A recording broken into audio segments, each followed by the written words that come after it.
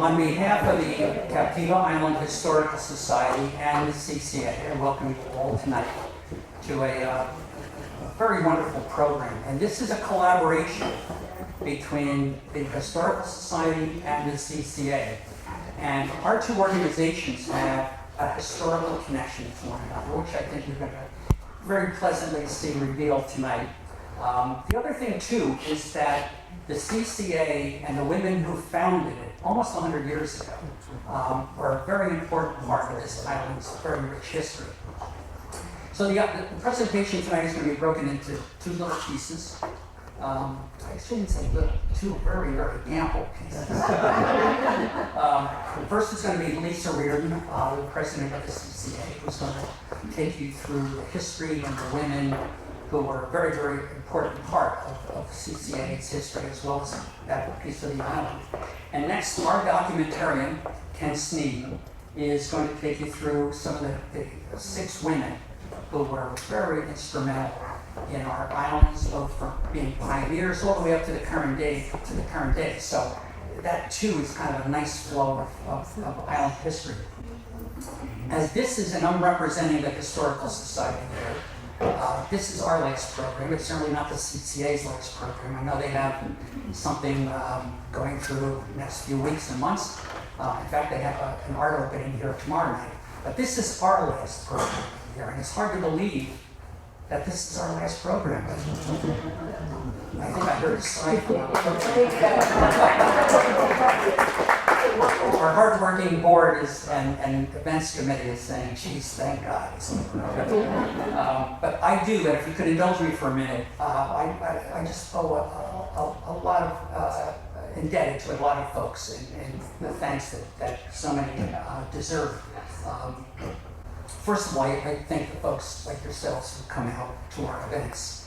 And I always ask this question, and I'm speaking only for the Historical Society. How many folks are at a Historical Society event for the first time? Okay, that's good. We always like that, but we also thank those who are our regular fans. And we always thank our donors, because we do not have a membership per se, and it's our donors who allow us to do what we do. We thank, in that same vein, the Sanibel Captiva Trust Company. They are our presenting sponsor and have been for the last few years. And it's their support that gives us the funding to do those events that are so important to Captiva history. And we always thank the CCA and Emily Ankerson for what the CCA gives us in terms of this beautiful hall. We kind of think of this as our home field, okay? So when we're not doing an away game, this is where we like to do our presentations. And the CCA just not only has a beautiful place, but they help us so much.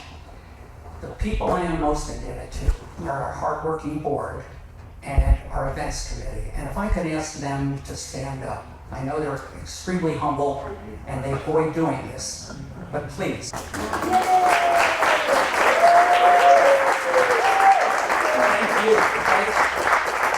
You are folks that make it happen for us. And our volunteers. And I have Mark Reese, Dennis Berry, I don't think Dennis is here tonight, and Bob Vincent, who just fill in wherever we need them, and they do such a wonderful job.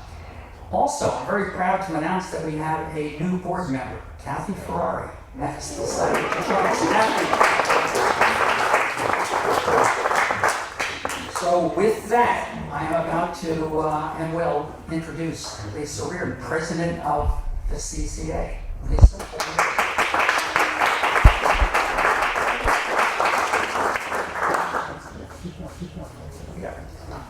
Thank you, Tom.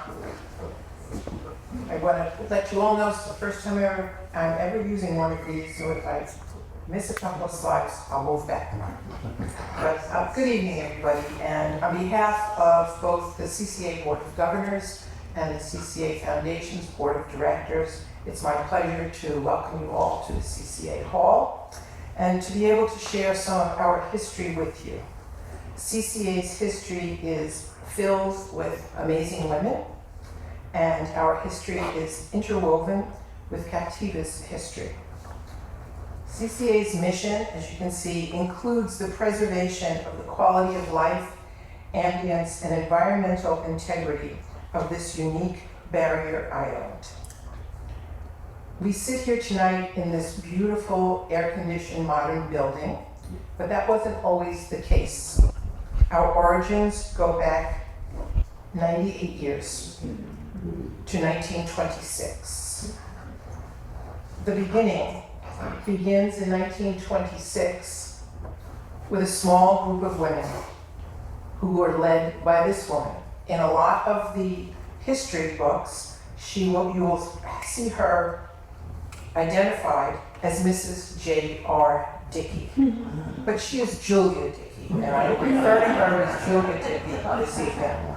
And she was one of a small group of women in 1926, after the 26 hurricane, who began to collect books for a library that year. And they continued to do that for a couple of years and decided that the library needed a permanent home. So the permanent home was on a few shelves of Julia's home there in her scatter room or office. Julia was the widow of Dr. Dickey, who built the first winter home on Captiva. And she is referred to in many documents as a tiny, forceful woman, a concert pianist who had studied abroad. And it was her goal to have people visit and borrow and return books from her home. During that time period, from 1928 to 1935, Julia Dickey was joined by her sister-in-law, Evelyn Dickey, and by her friends Julia Hicks Rouse and Mrs. Hicks and Mrs. K, who unfortunately we've not been able to find their first names as yet. And in 1935, the women, after much discussion, decided that they needed to expand the group to create a group on the island to address the needs of the island. And they also, at that time, decided to include men in their conversations. Up until that point, it was strictly a women's group that had gotten together. So in 1936, CCA is founded, although it did not have the name Captiva Civic Association back then. It is founded together with the men at the old Fisherman's Lodge, and their purpose at that point was to foster road repair, construction of a city dock, and they built a 32-foot dock as a result. They were interested in vegetation control, general improvement of the island.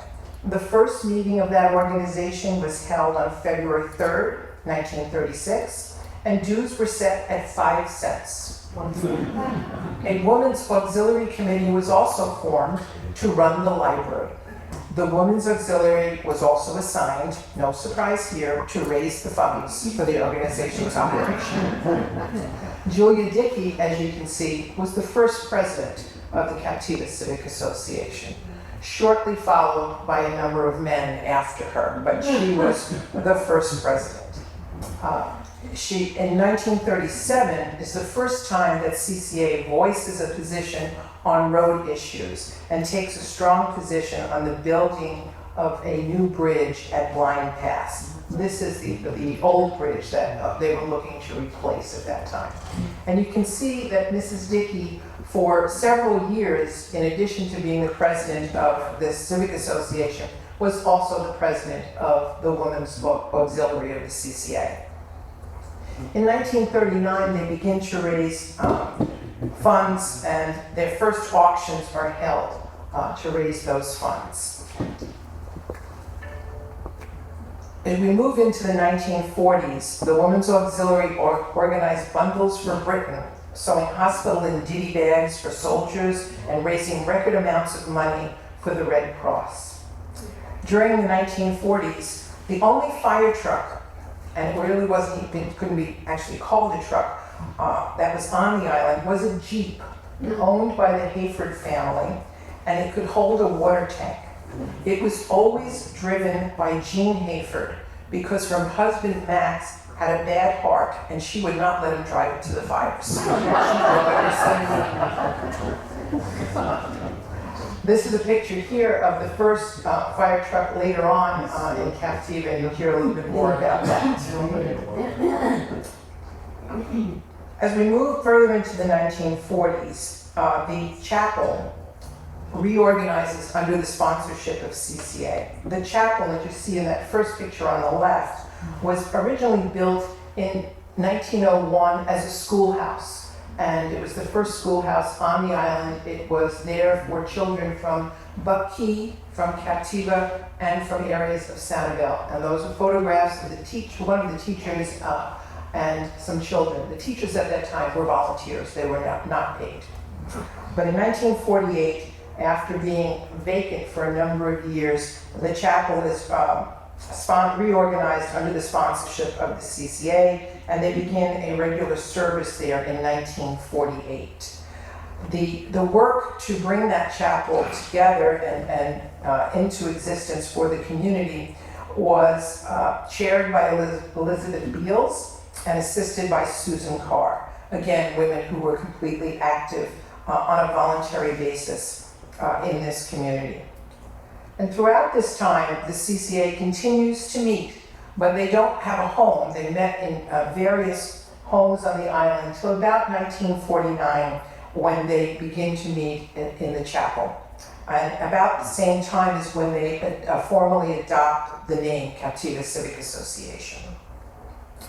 And as we move into the 1950s, CCA and the Women in the Auxiliary, which still exists at that point, raises funds for a four-wheel truck with its own tank to serve as a fire truck.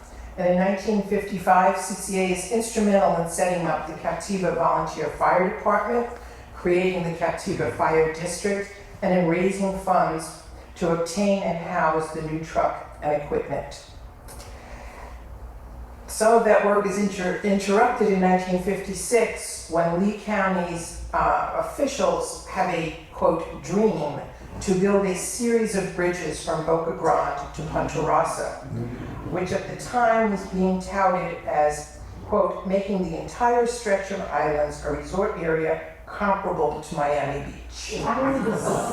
CCA strongly opposes the county officials' dream, and it is defeated. Can't imagine what it would be like. We wouldn't be here, I'm sure. In 1958, following that campaign to defeat that, CCA talks about making sure that zoning is what is necessary on the island. And they propose that all land south of Twin Waters should be zoned as residential with no trailer parks or hotels under one roof. Further zoning changes to limit to 6 units per acre were introduced and enacted in 1958. In 1959, CCA is incorporated and begins to raise funds to purchase land and construct a new building on the property adjacent to the old schoolhouse location. That is the land that we sit here on tonight. The new structure would house not only the CCA, it would have a garage for the fire engine. At the same time, they also established a Captiva Emergency Loan Fund. And that is set up with an initial donation of $2,000 that had a 5-person board to distribute loans at no interest to people on Captiva who may have been in need of assistance. So they were very philanthropic in the work that they did going back that far. In 1960, CCA purchased the land that we're on this evening from Beulah Wiles, again, another woman in Captiva's history, for $10. And they begin the construction on this building, which unfortunately is interrupted by another woman's name, Hurricane Donna. In 1961, the first building is completed. It is about a quarter of the size of the building that we sit in tonight. It contains a meeting room, a garage for the fire engine that CCA financed. It now has a large collection of books, which are still in Mrs. Dickey's home, and the new building is used by all civic organizations and for all community gatherings. And one little side note, they ran out of funds when they were doing the building. So the interior had no ceilings. It was wide open rafters. And they used the rafters and created decorations and other items to hang from the ceiling. We like to think it was a precursor for our art shows hanging on the walls today. In 1962, with the library now in the community building, CCA brings the first Captiva librarian to the island. She again, is a volunteer, 2 days a week for a few hours a day. In 1963, the county library system is created. And in 1964, the CCA Board of Governors votes to join the county library system, although it took 3 years of negotiations after that to set up the parameters. And they have Hazel Roberts and Pin Mills, who is also a woman. They become the first librarian and library assistant. They were strictly volunteers. They were not paid. Hours, if you can believe this, were based upon the tides, as most volunteers were avid shell collectors. So they would not be out there in the library when they could be collecting their shells. At that time, there was also a library boat that traveled between Boca Grande and Captiva for many years. And Penn Mills also served as CCA treasurer, and she would go to various members' homes on her bicycle to collect dues from those who had not paid on time. And it is said she always got the money. In 1965-68 area, the Board of Governors works on acquiring land to build a library. That's the adjacent land that the building now stretches across. And fundraising begins with our first ABC sale in 1967. The contract to build the library was awarded to Carl Whiteman, and the event ABC stood for Attic Basement Closet. And people donated anything and everything that they no longer wanted. But other people waited online for hours, as you can see, to get into the sales. Today, the ABC Gala is still CCA's major annual fundraiser, to be held on the fourth Thursday of February.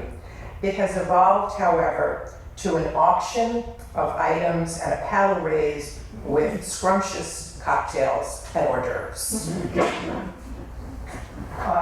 Also in that time frame, 1964-65, the CCA Board of Governors creates an island water project to bring, quote, city waters to Captiva through the creation of the Island Water Association, a nonprofit member-owned company still operated by an unpaid board of directors. We move into the 1970s. The Captiva Memorial Library is dedicated. The name Memorial is included in the title of the library due to the thoughts of Paul Everett, who was a CCA president. He felt that the library should be a memorial to those who had come before and built it from scratch from 1926. So that is why the name Memorial is in our library. The new library can hold 5,000 books. The CCA board is the library board, and the CCA board runs the library. For over 10 years, the county was housed. The county uses the library in CCA's building rent-free. In 1976, CCA brings the first paid librarian, Dorothy Bunny Robs. And she is the first to begin history recordings at the library of longtime Captiva residents. Some were transcribed and are contained in the book True Tales of Old Captiva, which was first published in 1984. It is now in its 6th printing. It is sold by the library board, and the library board, in connection with our Women's History Month event this evening, is making copies available for each of you, if you would like, for a $5 cash donation to the library board, and the copies are in the back. The library board has been a very active part of Captiva, and sometime in the mid-'80s, it actually broke away and stands on its own as a elected library board. Moving further into the 1970s, there was a proposal for a toll-free Sanibel Causeway. The CCA strongly objected to that, saying the effects would be detrimental to Captiva, similar to what Sanibel is doing for us today, saying that the proposed changes here would be detrimental to Sanibel. Also in 1976, CCA begins to work on a plan to bring a resident deputy sheriff to Captiva. Prior to that, the area was shared with as far away as Fort Myers Beach, so if something happened, you might have to get a deputy all the way out here from Fort Myers Beach. And when the county, when CCA proposes this to the county asks them, through the sheriff's office, to conduct a poll of CCA residents to see whether or not they would be in favor. 76% overwhelmingly support a full-time resident deputy at that time, and CCA paid the rent for the home the deputy and his family lived in for many, many years after that. In 1978 and 79, CCA begins a community project to preserve Buck Key from development, and 200 acres are preserved. And unfortunately, not every project CCA undertook was successful. In 1979, CCA began to work on a plan for a Captiva bike path, and as we all know, there are no bike paths. In 1980, the library is extended and enlarged. In 81, CCA begins a scholarship program awarding the first scholarship to deserving Captiva students. And this is interesting. In 1982, shortly after the South Seas owners upzoned their property to limit density to 3 units per acre, from creating the 912 units that are permitted today on South Seas, from the 3,900 that they were permitted before that. CCA successfully sought the county approval to limit density throughout the rest of Captiva to 3 units per acre, and the county limitations were approved. So that 3 units per acre goes back to CCA's program and plan in 1982. In 1989, CCA acquires the Belton Johnson home from Scott Newman Properties and moves it onto the CCA property to permanently house a deputy sheriff on Captiva. And that is Belton Fishing with Ding Darling.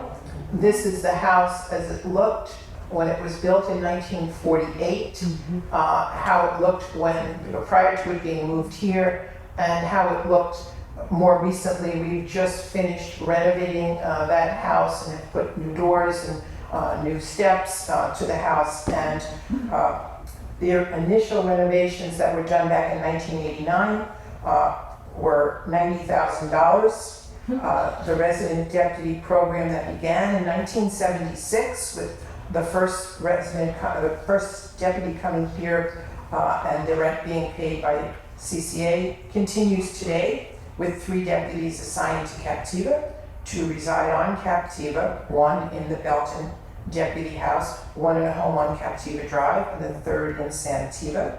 They cover all of the Barrier Islands from here to Boca Grande. Their boat is docked out at South Seas for that, and one of those resident deputies is a woman. In 1989, CCA opposes the unlimited use of jet skis on Captiva's beach successfully. In 1990, CCA requested a 4-way stop sign at Andy Rossi, but it was rejected by the Board of County Commissioners. At the same time, CCA opposed street parking on Andy Rossi and sued the county over the approval of a 3-story parking garage on Andy Rossi Lane.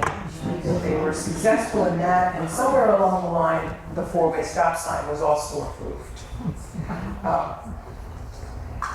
Interesting, in 1990, at the request of the County Board of Commission, CCA conducted a straw poll of Captiva residents on whether or not to establish a toll at the Blind Pass Bridge. That didn't go anywhere. In 95, CCA once again expands the building. And as we move into the 2000s, into the new millennium, CCA strongly supported the incorporation of Captiva and is strongly opposed by the business community, which caused a split in the community. Moving into 2004 and Hurricane Charlie, CCA is the headquarters for all emergency operations after Hurricane Charlie devastated the island. Emergency personnel are housed here and fed here, as we were one of the few buildings that was not substantially damaged, had a generator and had running water. And you can see that's a picture, I believe, of the local room on Andy Rossi. In 2007 and 8, CCA files a lawsuit against the Army Corps of Engineers and Mariner Corporation at South Seas to halt construction of units at Harbor Point at South Seas. It takes many years, but we were successful in that lawsuit, and that area remains unchanged today.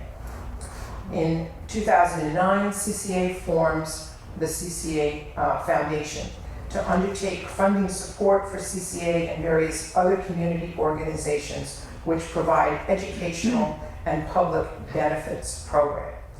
Also in 2009, CCA establishes its land use policy as well as creating a standing committee at the CCA on land use. Today, the land use committee is comprised of the members of the steering committee of Protect Captiva.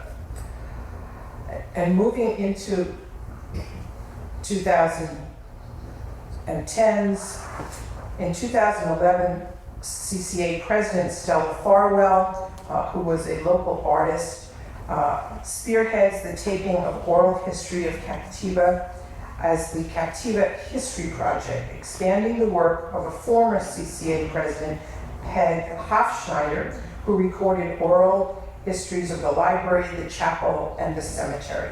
In 2011, the work of the Captiva History Project is spun off from CCA, and the Captiva Historical Society is formed.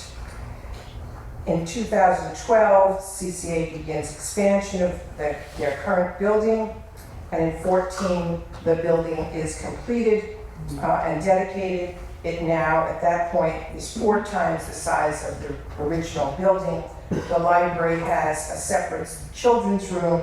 The history gallery space is allotted for the Captiva Historical Society within the library. The relationship between the Captiva Memorial Library and CCA remains strong today, with most of their library programs being held here in our space on afternoons during season. And as we move into 2023, I'm sure you're all aware that CCA opposes changes to the Captiva Code and the Lee County Development Plan that would increase building heights and density at South Seas and building heights on the rest of Captiva. CCA becomes a founding member of the Protect Captiva Coalition, and as I said, the steering committee is comprised of CCA Land Use Committee members. A legal fund is established. Initial lawsuits have been filed and are currently pending. And today, CCA continues to flourish strictly through our volunteers and 3 paid staff. And as we look back at this history of 98 years, I believe we have come full circle from the amazingly dedicated women who formed this organization to the number of amazing women who continue today to play a major role in the operations of the CCA. For many years, the majority members of the CCA Board of Governors and the CCA Foundation Board of Directors have been women.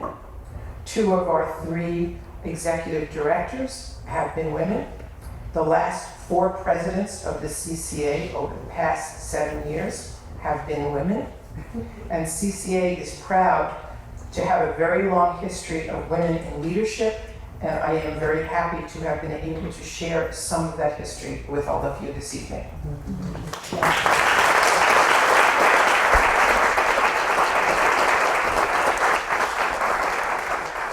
Thank you so much, and thank you, Lisa. That was a fabulous presentation. I've been working with the Captiva Island Historical Society for 6 years now as their documentarian, and I hadn't heard 90% of that.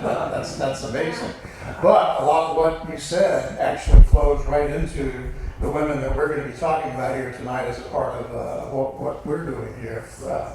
So you've got 6 women on the screen here, and left to right, Hattie Brainerd Gore, Alice O'Brien, Sippy Whiteman. Down on the lower left is Anwar Lindbergh, Maybelle Stamper, and Stella Farwell, whom Lisa mentioned, and we're going to tell you a little bit more about Stella and the very important role that she played in the formation of the Captiva Island Historical Society. So I wanted to let you know that I'm referencing 4 main books here tonight. She talked about the true tales of old Captiva, voices from the past. They will be on sale tonight from the library board for $5 a piece. They used to be 15 or 20, so it's a real bargain. We've got a new book added to our collection that, frankly, we just found out about recently, called Alice in France, the World War I Letters of Alice M. O'Brien. We're going to tell you more about that later. But Alice O'Brien is one of the people that we've been trying to find more information for years now. And we just hit the jackpot, and I'm going to tell you about that in a moment. And then just I got some other reference notes from Jerry Magg's book. Jerry's a local historian, Remarkable Women of Sanibel and Captiva.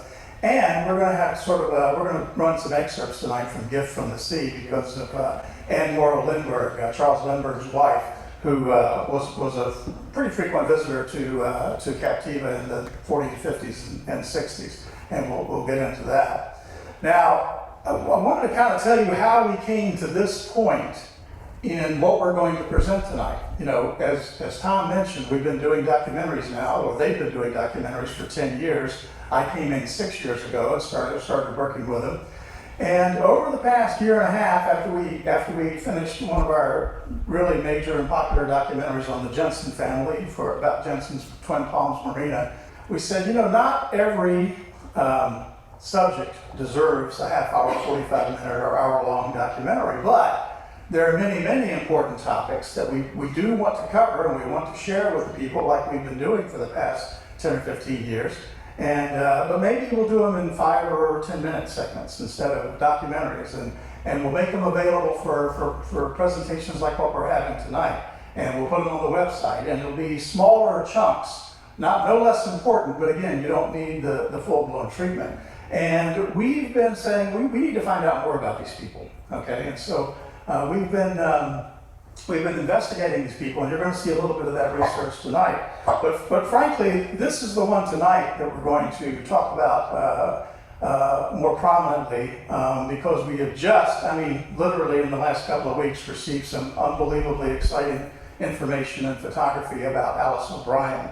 But I'm going to tell you more about that later. But first, we want to kind of go back to the beginning. 1896, when this lady, Hattie Brainerd Gore, and she was Hattie Brainerd when she came here with her husband, and she later married Alvin Gore. I'm going to tell you all about that. She was truly a pioneer woman. I mean, she came here when literally Captiva in the late 1800s. It was just an isolated rural outpost of scrub lands, farming lands. The few people that were here were farmers. And she and her husband, Herbert, came down in 1896. They were from Canada. They were dairy farmers, and they came down, and for some reason, they landed on Buck Key. And for the life of me, and Captiva, frankly, these are modern maps, obviously, so you see Captiva there, but Buck Key still looks that way. It's total preserve because of what Lisa said earlier, the effort they made several years ago to preserve that island. There's no development on that island at all. And but they came down, and they were on Buck Key. They brought 2 children with them, Gordon and Ann, and they were citrus farmers. They started a citrus farm there. In fact, approximately in that location where you see the photo of Hattie right now. Now, unfortunately, again, given the times, it's not too unusual, but they faced a lot of tragedies in their lives here. But again, as you'll see as we continue this story, they kind of overcame those tragedies and were able to develop a long and successful lifespan here on Captiva Island. Well, the first tragedy occurred with their daughter Anne. She was 4 years old when she came, and she lived a little while longer. And she and her mom used to row that route. It might not be that exact route, but they would come over from Buckhead and they would come onto Captiva. And both of them, from what we can tell from historical records, they loved going out and sitting on the beach and watching the sunset. I mean, who wouldn't, right? But I mean, again, this was early 1900s, okay? So that was one thing that they really liked to do. And Anne, again, at the time this happened, she was about 8, 9, 10 years old. She found a spot on the beach on Captiva that she really loved. And guess where that was? Right where we're sitting here tonight. Right out here in the Gulf of Mexico was the spot that she and her mom would come to and watch the sunsets. And she just fell in love with this place. I mean, she was like, and again, consider the times. And she was only 8, 9 years old. Well, before they left Canada, her grandparents had given her a gold coin. Her and her brother both got a gold coin from their grandparents. Well, she loved this spot so much. There was one guy, William Binder, who was the original homesteader on Captiva, who owned all that property that you see there, kind of around that yellow circle, or most of it. There were a few other homesteaders here as well. But William Binder owned most of that property. And Anne asked her parents, can I trade my gold coin if Mr. Binder will sell me the piece of property that I love so much, that I love going to the beach? And Mr. Binder agreed. William Binder agreed and said yes. So he sold her the land. So she owned that piece of property. This 9-year-old girl or 10-year-old girl owned that piece of property. Well, unfortunately, it was not long after she purchased the property that Anne stepped on a nail somewhere when she was walking on the beach here, got tetanus, and died at 10 years old. She was, September of 1901, she died. And there were other tragedies in Hattie Brainer's life that would go on. She had several children that died in childbirth and in infancy and so forth. Well, during that time period, even prior to Anne's death, they had actually moved from Buckhead. I think they lived on Buckhead for 6 years. And they moved over to Captiva. This is on the bay side of Captiva now, basically pretty much right down the road here somewhere, or maybe a little closer to the Green Flash. And they built this home. So it was Herbert Brainerd and Hattie Brainerd, and they built this home on Captiva. But yet, another tragedy. Herbert Brainerd passed away from a cold. He had a severe, lingering head cold. And again, now remember, no doctors on the island, no medical care, nothing. This was, pretty much a deserted, island, paradise, but again, very, very rustic. And he actually died as well in 1914. Well, it was about another year. Hattie then met a fellow by the name of Alvin Gore. And unfortunately, we only have pictures of them when they're older. It'd be nice to have them when they're younger. But they were both, and not unsurprisingly, into spiritualism. Most likely related to all the tragedy that Hattie had in her life. Well, she married Alvin Gore in 1915. They converted that home into a hotel. A hotel called, it was either called Hotel Gore or Gore Hotel, or Hotel Camp Gore. And one of the reasons I think they put the camp in the name, I haven't had this verified, but back then, again, most of the people who came to Captiva at that time were sports fishermen. They came to fish for tarpon. And so a lot of the people, the few people that were on the islands, both Sanibel and Captiva, they would open up their homes typically as boarding homes. And they would welcome, usually only in the winter, not many people came here in the summer. They would welcome these visiting fishermen into their homes. Well, Hattie opened her home, started opening it to boarders, and then she and Alvin, again, it became a fully functional operating hotel. And one of the things about Hattie was that she was said to be a fabulous cook. She was said to be she could cook great meals, and everybody on the island really enjoyed her meals. Well, the other sort of amenity they had, this is the dock right outside their home. And this was where that mailboat that you see, I don't know if that's the Santiva or that's the Santiva mailboat, would come to their dock every day at noon. It would drop off mail, it would drop off passengers, you see them on the top of the boat there, it would drop off supplies. People would make a list and give this list to the boat captain. They would take it into Fort Myers, get the supplies, and bring it back the next day on the next mailboat. Well, so she had this operation going, and she became the postmaster of Captiva. She was the second postmaster. Some records indicate she was the first, but actually there was a guy who called himself the postmaster, and they didn't actually bring the mail onto land. He would go out and meet the boat that had the mail, and he would bring it back to the island. But Hattie was pretty much the first kind of official postmaster of Captiva Island. The place you see here, right in front of her house, they actually built this on. So this was the Gore Hotel and their existing home. They built this part on so that they would have a place for people to come, and they did every day at noon. This became sort of a community gathering spot for people to come and go pick up their mail, socialize with the other people, see who the visitors were coming in, see who was leaving the island, that kind of thing. And it became a real community gathering place. Well, Hattie died in 1945 at the age of 82. So she despite all the tragedy, she did live a pretty much a long life. And here's kind of the interesting thing. Now, for those of you who may not know, the cemetery is literally right on the other side of the parking lot here. This gravestone marker that you see there is right there.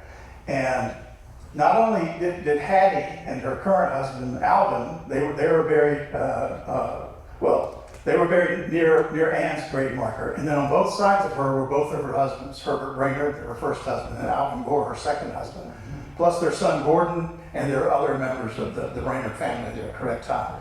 So, and that evolved into the Captiva Historic Cemetery. The other families came and they started using it as a cemetery, correct?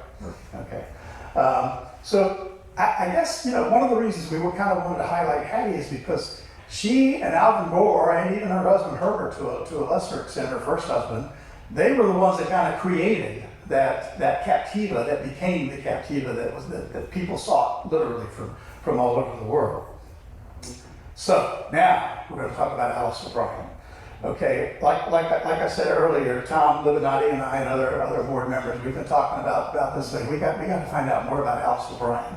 I think Tom said tonight we had 7 pictures related to Alice, and 3 of them were in costume. You didn't even see her, and yet her impact, particularly on the societal life of Captiva in the mid 20th century, the 1940s, 50s, and early 60s. She died in 62.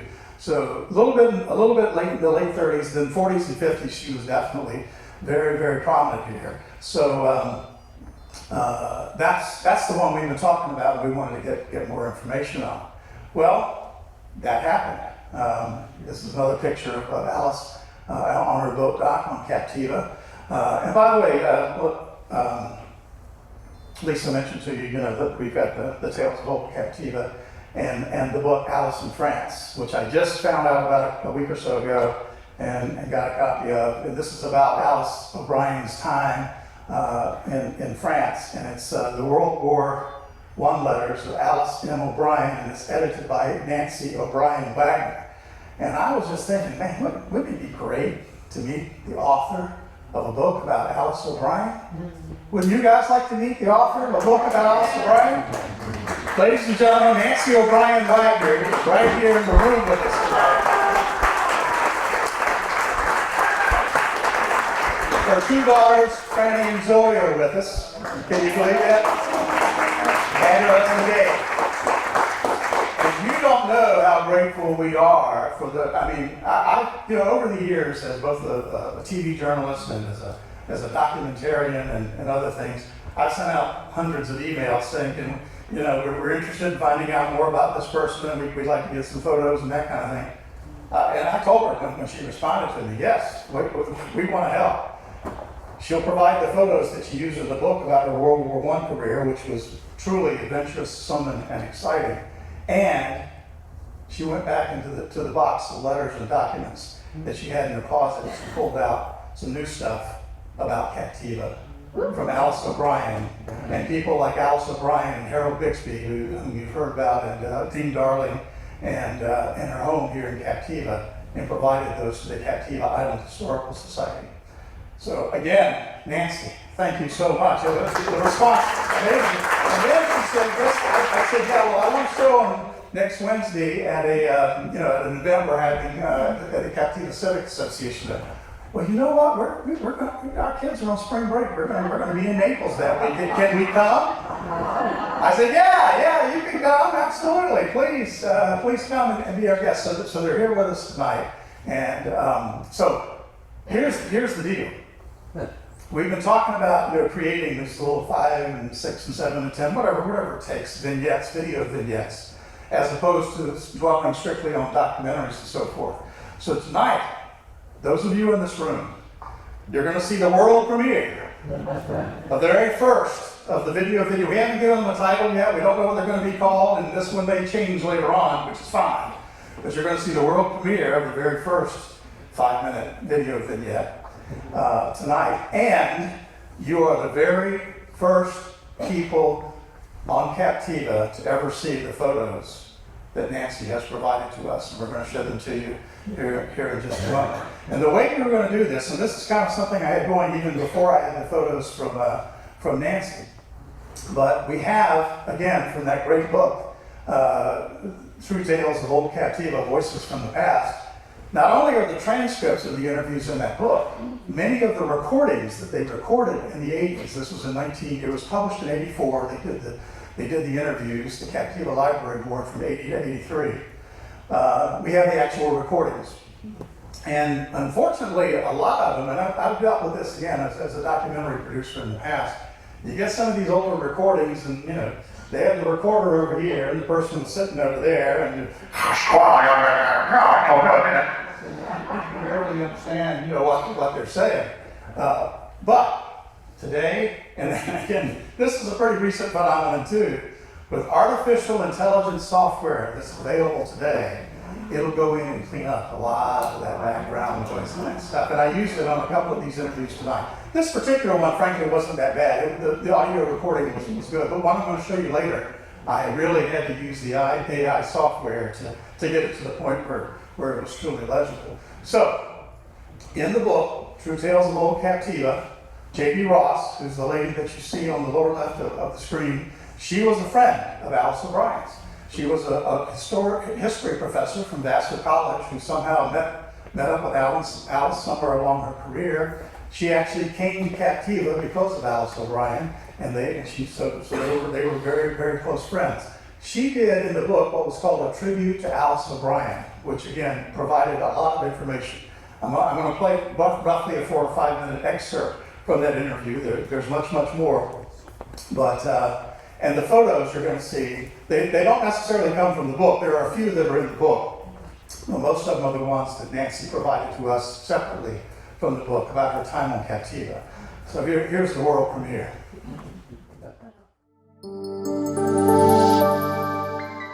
I should like to speak in tribute to Alice O'Brien because she is the reason for my being here today in this house, which is built of cypress, which came from her father's Cypress Holdings in Florida. He was a lumberman in St. Paul.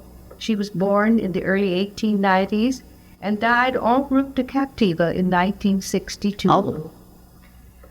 As a young woman, she was a fine sports person. She was a traveler, even going so far as to take an African safari in order to photograph pygmies and the life. And that wasn't being done much back then. And that was not done. She had a car when she was in her teens. She had a boat at an early time, and she had many skills as a navigator and as a driver. Her first adventure was in World War I, when in her early 20s she went to Europe, first as a mechanic. She enlisted as a mechanic to service the trucks and so on in the Army. Well, how did she, Alice O'Brien, ever start to come to Captiva? I'm not sure just exactly when it was, but it must have been in the 30s when she came down with several friends, including the Colemans, who later bought property next to her on Captiva on fishing trips. And she was a very skillful fisherman, and they would come down and hire boats at that time, and they stayed at the old fishing lodge down there near Timmy's Nook, which later burned. And I've heard about that. Yes, and they were there for several years, and then I think she decided she wanted to build a house. About that time, she acquired her first yacht. It was called the Lauding, the name of the Indian name for the boat that she had been on with her father as they brought the logs down the river in Minnesota. Among her many contributions, I think, to Captiva was, first of all, the circle of friends that she gathered around her. I don't know how, I think she had known Ding Darling from the day she first came down fishing. Yeah. And then Harold Bixby, one of the two Bixby brothers who were early residents here. And Harold was one of the sponsors of Lindbergh's flight. They were a St. Louis family, and a small group of men, 4 or 5, sponsored Lindbergh and backed him financially. And by the way, Alice was in Paris at the time. I don't know whether she'd gone over especially or not. She loved Paris, spent a lot of time there. She was determined to see the landing. I don't know whether Harold was there or not. At any rate, when the news came, she drove out, and she was among those at the landing, and it must have been really a spectacular time. Right. Well, in addition to taking care of us, you might say physically and spiritually, Alice also provided many of the amenities of life on Captiva those early days. She helped, for example, when I say helped, I mean she financed in one way or another a little grocery store, which is the nucleus of the present grocery store. It was really just one large room, which Parker Mills ran for many years, and Alice arranged for him to have around the floor, in a kind of quadrilateral, a broad aisle with tables and chairs, and it served as a little restaurant. And there was a wonderful German woman here, splendid cook. I can't remember her name, but she was the cook, and you could go up there for lunch and have those wonderful soups.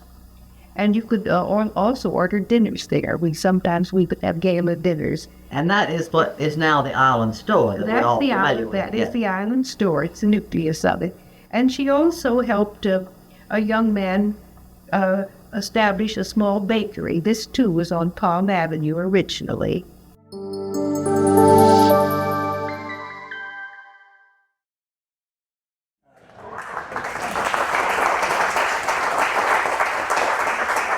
Thank you again, Nancy, so much for helping us with that and getting us launched into now so many more things we want to do now we know we can do them, so it's wonderful. And thanks to, if there's anybody representing you at the Captiva Library Board, for having a vision back in the 1980s to capture those interviews with people like J.B. Ross and other people on the island.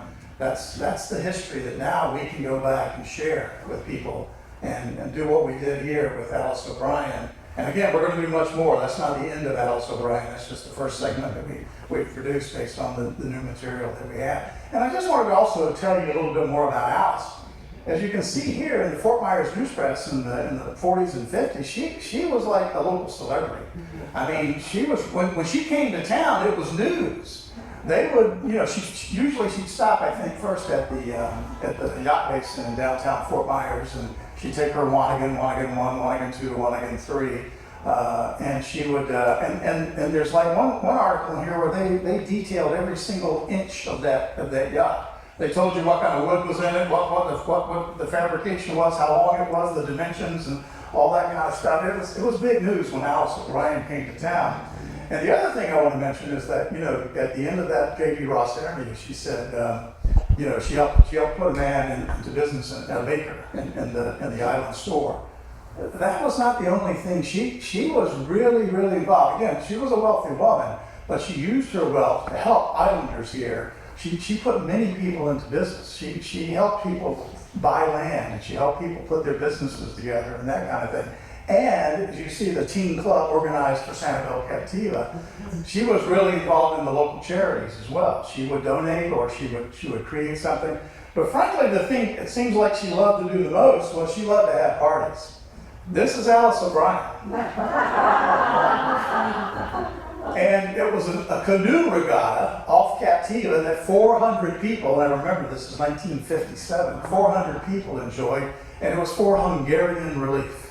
And it wasn't unusual for her to get in costume, and she was called the Commodore of the Fleet in this particular race. Okay, so that was Alice O'Brien.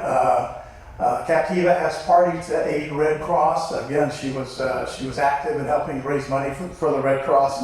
And the reason I like this article is this quote that came from it. Probably in the big party that they had, probably the largest group gathered around the numbers wheel where Miss Alice O'Brien accompanied the spinning with clever, rapid-fire chatter.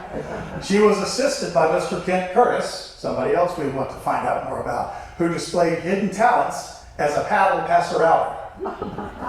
Later, Miss O'Brien gracefully welcomed and thanked the guests for attending, and then officiated as the winners of the various games were rewarded with the prizes. She was the center of social life, truly, on Captiva Island in that time. Just so you know, it's hard to believe that's her. In both those pictures with the big mustache and the glasses, that's Alice O'Brien. And probably, again, it could have been a party in her backyard. It could have been the Colemans next door or whatever. But again, and most of the time she was helping raise money for various local charities. And one of the things we did, some of the things that we had done even prior to doing this particular research is we went to the University of Virginia, and where the Special Collections Library has the letters and documents of Kent Curtis, because he's another guy that we want to do more work on. And so I found all these letters and so forth. There were a couple of interesting things. These are letters from Dean Darling to Kent Curtis. They were prolific letter writers. They wrote letters, like you see, sometimes they were handwritten, sometimes they were typed. You know, if they had an assistant, you could type them. One of the things I want to point out here is, you notice the letterhead right here says, "On board the Monaghan 3." And then you see the artwork above it. That's undoubtedly, I don't know for sure, but that's undoubtedly Dean Darling's artwork. So either he gave her a picture or he created this stationery or whatever, and they went on many trips together, both Kent Curtis and Dean Darling. I don't know how many times the Bixbys were involved, but at least Kent Curtis and Dean Darling were very much a part of her traveling troupe, and they traveled to a lot of places. So they were on board the Monaghan 3 in this particular case. And here's the quote that I really love from this letter. The whole trip, let me get up here where I can read it. The whole trip was one of those rare treats which can only happen to friends of Al O'Brien. Wow. They called her Al. Every one of these letters you see when there's a reference to Alice O'Brien, they called her Al. That was how it worked for them. So now let's move on. You saw in the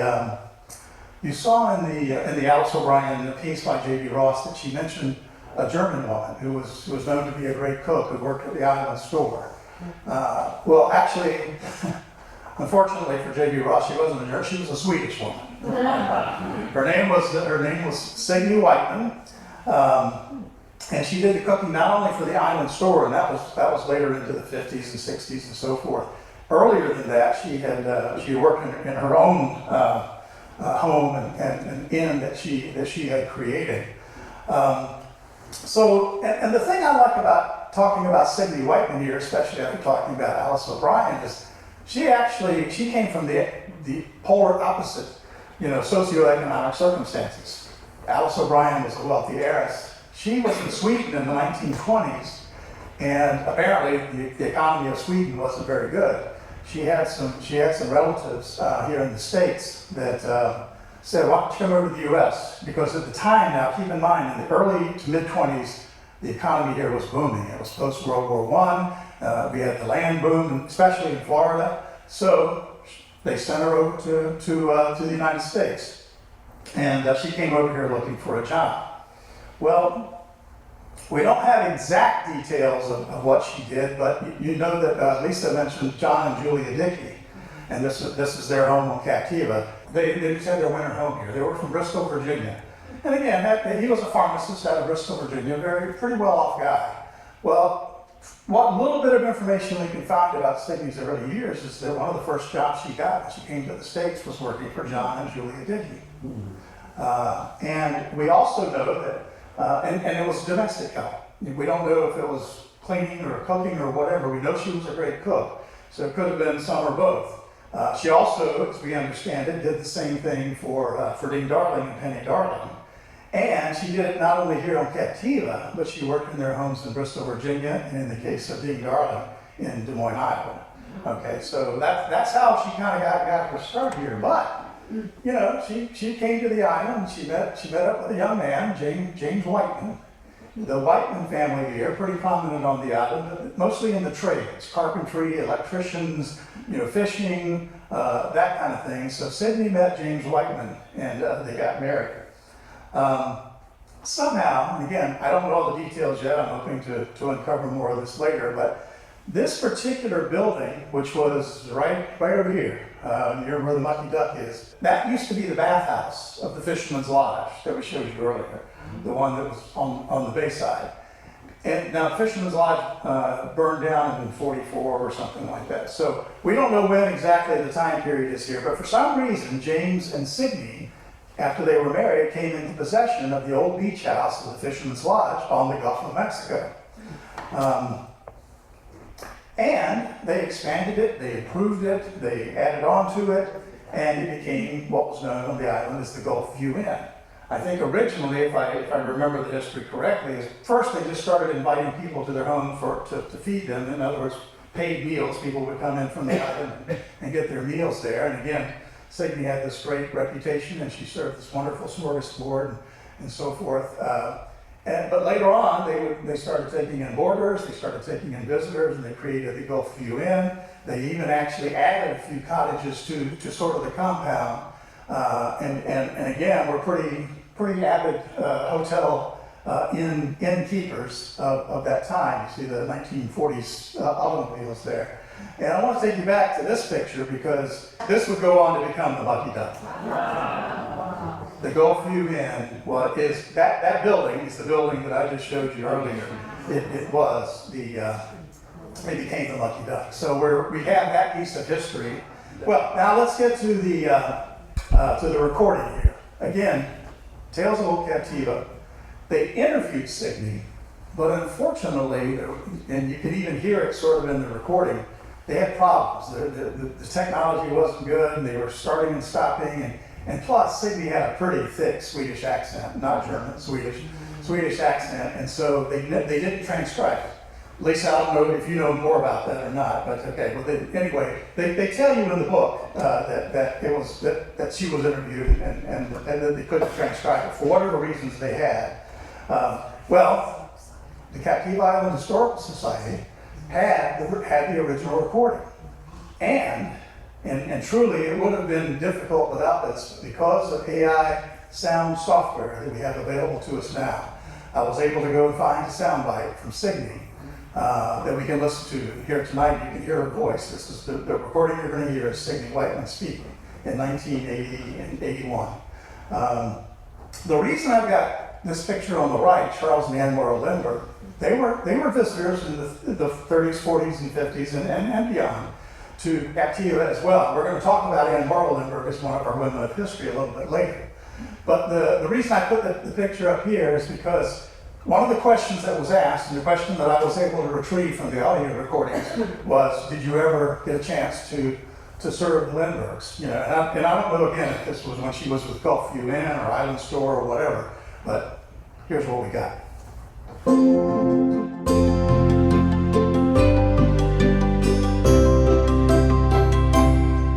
Do you remember anything about any of the Lindbergh visits down? Yes, I do. They didn't stay with us, but they used to come with you.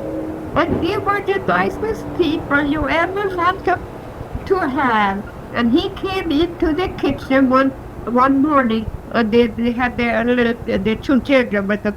and he came into the kitchen to say good morning to me. Oh my, he was the nicest person. So I told the people, listen, everybody, I would like for you to do something. You know, the Lindberghs are coming for dinner tonight, and I would appreciate if you leave them alone, because I'm going to set them over here, I said, by themselves. And if you leave them alone and don't go up and talk to them and ask a lot of questions and make over them, I said, I would appreciate it. And he came and ate quite often. And as I said, he came into the kitchen and he was so polite and so nice, you know, and he talked Swedish too. So we had a little conversation. That I don't think she understood, but that didn't make any difference.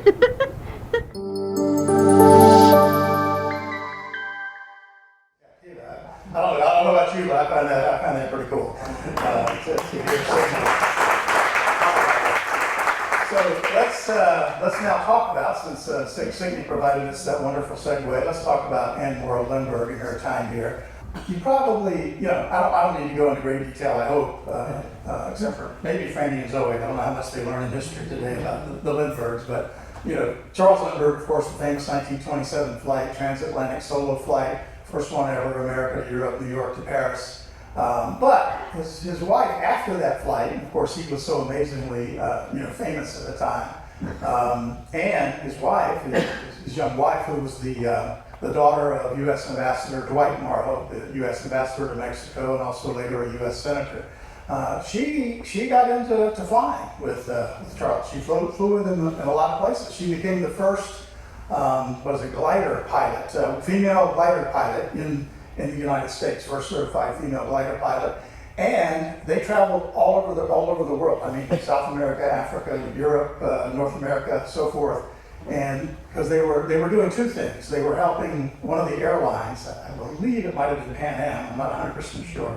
One of the airlines, they were actually trying to establish routes for the booming aviation industry of that time. And she would act as his navigator. So they had quite the career there. And then they would come and visit Captiva.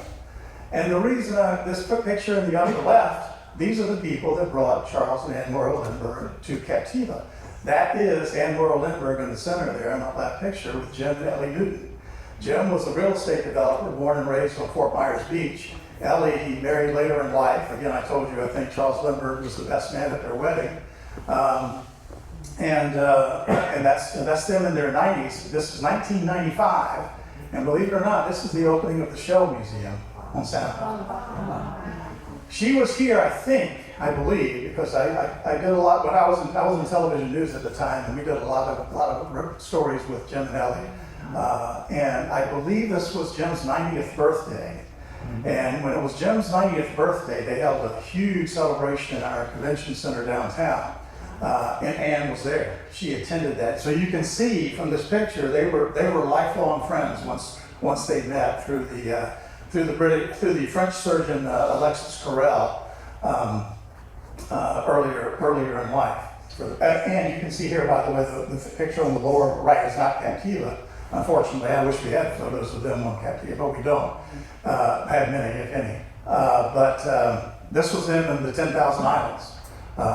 Jim, when they would come down, Jim in particular, I don't know that Ellie went on many of these trips, and some of them I think were even before Jim and Ellie got married. But he would take them into the 10,000 Islands of the Everglades, and they would do sailing. And the big thing about Jim and Ellie and their relationship to Charles and Anne Morrow Lindbergh was that Jim was voraciously protective of their privacy. One of the reasons he chose Captiva Island for them, they were looking for a Florida getaway, a Florida winter getaway. And one of the reasons that Jim chose Captiva for them was that he thought, because he had a lot of friends here on the islands, he lived on Fort Myers Beach, he thought that the people here would respect their privacy. And he knew enough people to tell the people of Captiva, when the Lindberghs come, please, these people have been hammered. Everywhere they go, they're hounded by press. Their firstborn child was kidnapped and murdered, and they couldn't get away from the press. So Jim was hugely protective of their privacy. And there are stories even that, you know, Jim and Nan would be walking down the beach of Captiva in the early days, and because everybody had been told, don't bother the Lindberghs, people would avert their eyes and walk off to the side. And Charles Lindbergh even mentioned it one time, well, why are these people you know, avoiding us? But it was because everybody was, and the people on the island included, were very protective of them. In fact, there's a story, and Tom Livinati has related this to me, that at Tween Waters Inn, where Anne in particular, later in life, she would come by herself. She would be there and eating dinner. I don't think she ever stayed there. They stayed in cottages right around here. One night somebody came in and said, I want to go talk. I see the Lindberghs, I see Anne Lindbergh, I want to go talk to her. And Dottie Price. Was it Dottie or Grace? Grace Price, one of the original owners of Tween Waters Inn, says, okay, well, let me show you to the door. She wasn't going to let him anywhere near. Kick them out of the restaurant. This book, Gift from the Sea, this is the 50th anniversary edition, but the original edition was published in 1955. It became a huge bestseller in the United States and has remained on bestseller lists ever since then. This particular edition you see was the 50th anniversary edition, which was a republish of that book. And it was based on a week that she spent by herself here in a cottage on Captiva Island. And you know, there's all sorts of, you know, prior to that, she and Charles both had some writings that were relatively controversial because of things that they had said during World War II and so forth. But for Anne, anyway, this particular book she became like this best-selling author again, and sort of became one of the nation's heroes again. So it really helped her in that quest. Well, here's what I'm going to play two brief excerpts. There's an audio book of this, which is wonderful.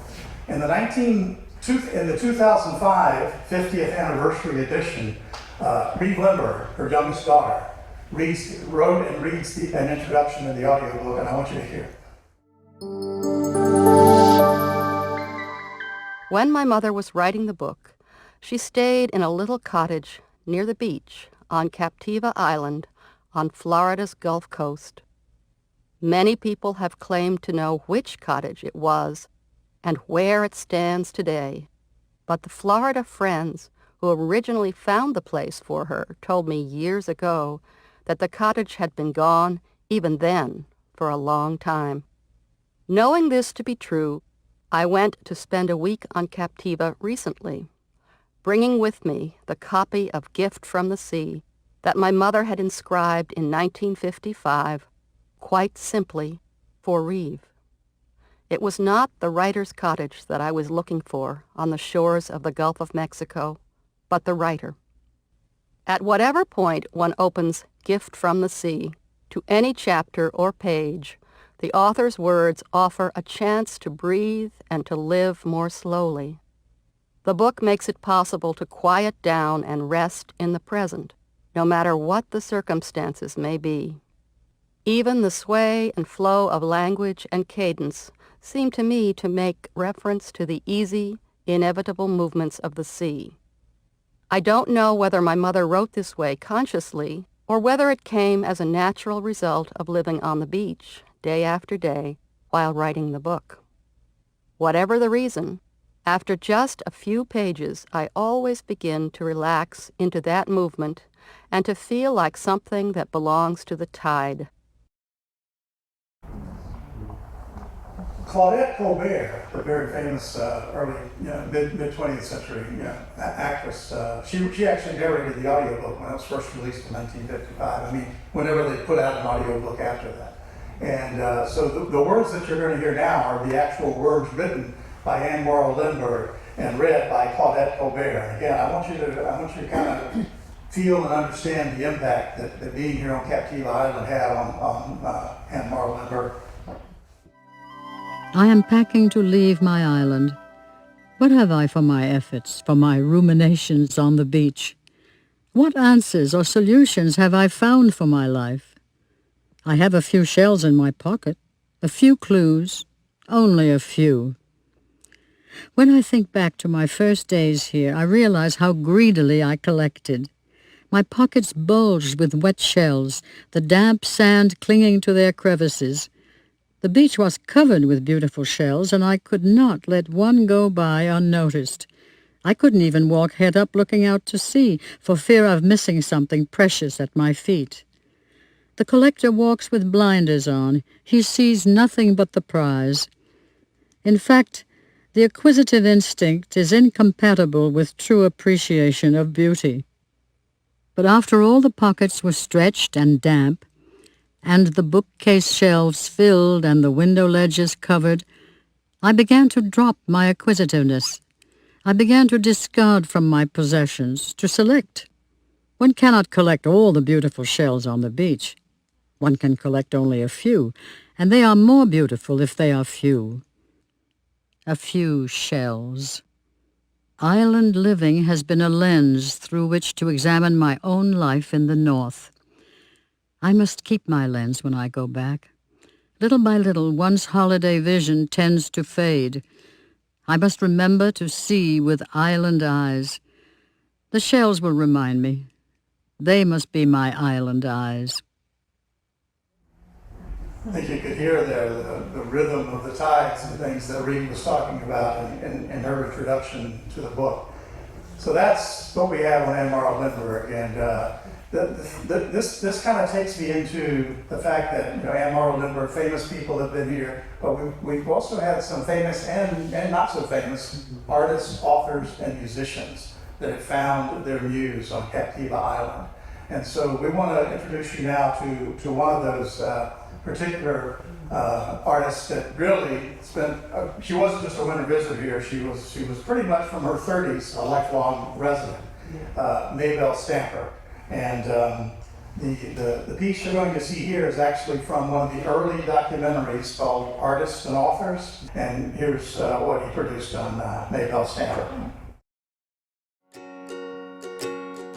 Born in 1907, Maybelle Richardson Stamper was committed to becoming an artist by her teen years. She studied initially in her hometown of Dublin, New Hampshire. By the early 1940s, Stamper had achieved considerable success as an artist and teacher. She exhibited at several New York galleries.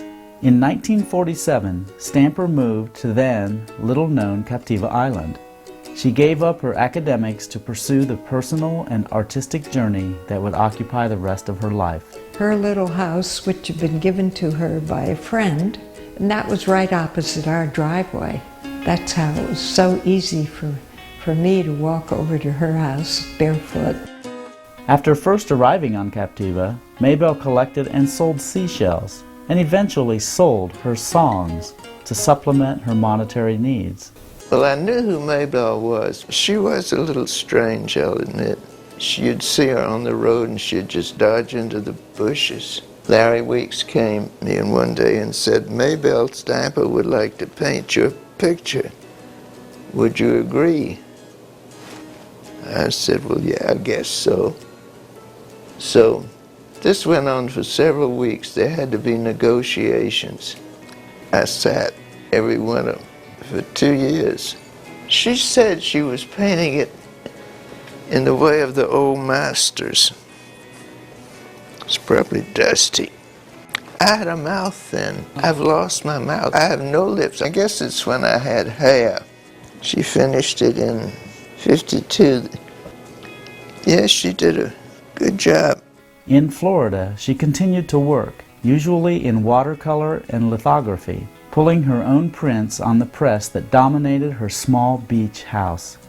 Those prints and paintings are filled with introspective images with diary-like inscriptions. She called them her songs. I would describe her artwork as very detailed. I mean, for a painting to take 10 years, there's a lot of pondering that goes on in those 10 years.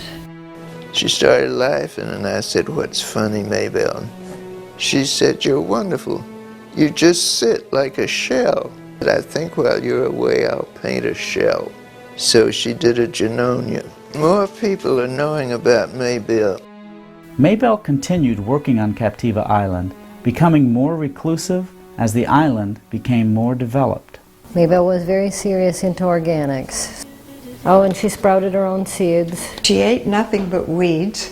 Finally, after 4 or 5 dinners, Maybelle said to me one day, "Sarita, I just don't eat meat. I'm not going to come to any more dinner parties." She could literally go out into the woods and gather enough greens for an entire meal. Maybelle had written on the walls in a number of places, and so this is where she had written "Songs Out of the Sea," which Maybelle called her artwork, her songs. Living a frugal and hermit-like existence on Captiva, Stamper continued working through the 70s and 80s, but sold her work only when she needed to buy life's necessities. Her focus was her songs. This is the catalog from the show that Jay Williams put together after Maybelle passed away, when Marie had all the artwork. So the first venue of the show was at the McKissick Museum in University of South Carolina. How or why Maybelle moved to Captiva remains a mystery, but it was here that she reclaimed her freedom, her happiness, and her inspiration. She was a searcher for a retreat.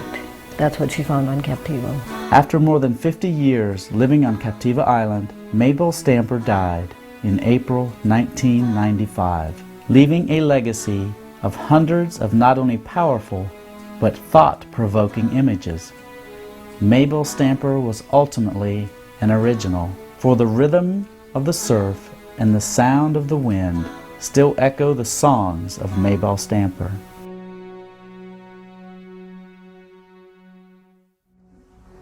Maybelle Stamper, how about that?